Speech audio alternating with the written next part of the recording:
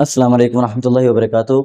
بیٹیوں اور بہو والوں، ساس اور سسر کو آج میں مخاطب ہوں وہ اس طریقے کے ساتھ کہ ایک بہو نے جب اپنے شوہر کے ساتھ اخلاق کا پہلو سامنے رکھتے ہوئے ان کو ایک پکا سچا نمازی بنایا، 30 دن کی ایک محنت جب ماں نے دیکھی، ساس نے دیکھی، تو وہ بہو سے مسکرا کر کہنے لگی کہ بیٹا کیا بات ہے، کیا کمال آپ نے حسن اخلاق کے ساتھ میرے بچے کو 30 دنوں کے اندر اندر آپ نے نمازی بنا دیا، مسجد کا پکا مقتدی بنا دیا۔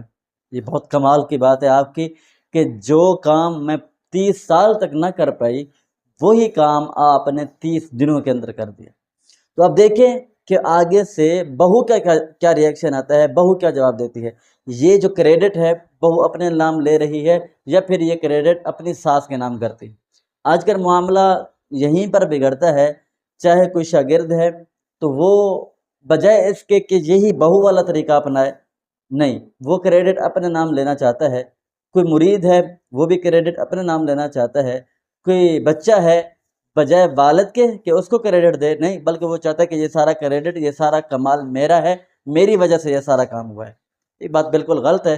ہمیں اس بچی کے اس اخلاقی سبق سے سبق حاصل کرنا چاہیے کہ اس بچی نے کس طریقے کے ساتھ اپنے شوہر کو بھی 5 وقت کا نمازی بنایا، اور پھر ماں کو بھی یہ باور نہیں کرایا کہ یہ ساری میری محنت کا کمال ہے، بلکہ اس کو کہا کہ بھئی یہ ساری آپ کی محنت کا کمال ہے۔ وہ کس طرح؟ اس بہو نے کہا کہ ماں جی یہ میرا تو کمال نہیں ہے، یہ تو مثال اسی طرح ہے جس طرح آپ نے ایک پتھر اور سونے کی کہانی سنی ہوگی۔ ماں کہنے لگی کہ بیٹا وہ کیا مطلب، میں سمجھی نہیں ہوں۔ تو وہ کہنے لگی کہ ایک پتھر راستے کے اوپر پڑا رہتا تھا جس کی وجہ سے لوگوں کو شدید تکلیف ہوتی تھی۔ تو راستے کے اوپر سے گزرنے والے ایک بندے نے کہا کہ بھئی میں اس کو ہٹا دیتا ہوں، راستے سے کاٹ دیتا ہوں تاکہ کسی کو مشکلات کا سامنا نہ کرنا پڑے۔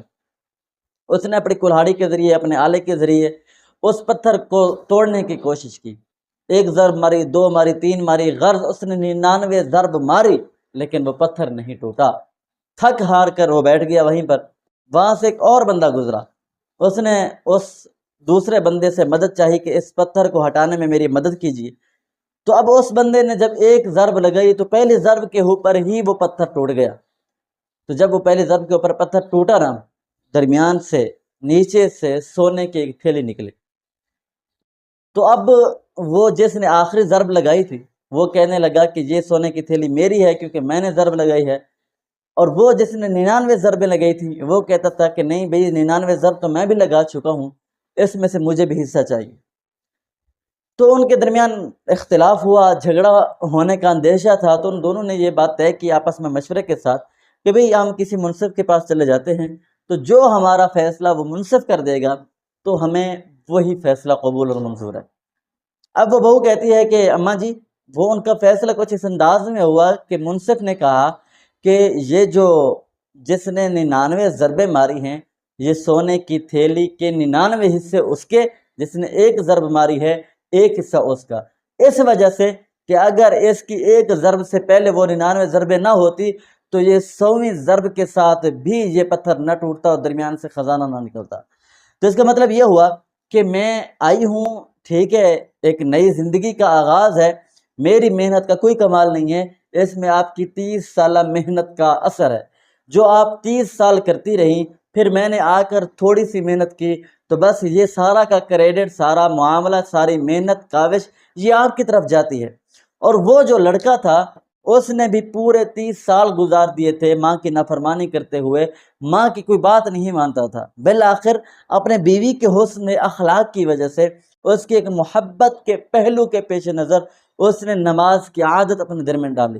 تو یہ ہے ایک حسن اخلاق کا اثر کہ کتنی، کہاں وہ 30 سال کی محنت اور کہاں پھر 30 دن کی محنت۔ اب یہاں پر یہ بھی آپ مائنڈ مت کیجئے گا کہ ماں کا کوئی اخلاق درست نہیں تھا، بیوی کا اخلاق اس سے بڑھ کر آگے، نہیں، بلکہ یہ ایک محبت کے اپنے زاویے ہوتے ہیں، محبت کے اپنے طور طریقے ہوتے ہیں، حسن اخلاق کی اپنی ترتیب ہوتی ہے۔ تو اس بچی نے، اس نئی دلہن نے اپنے طور طریقے کے ساتھ ایک حسن اخلاق دکھایا، اور ایک بہت بڑا کارنامہ جو ہے اس کا کریڈٹ اپنی ساس کے نام کر دیا۔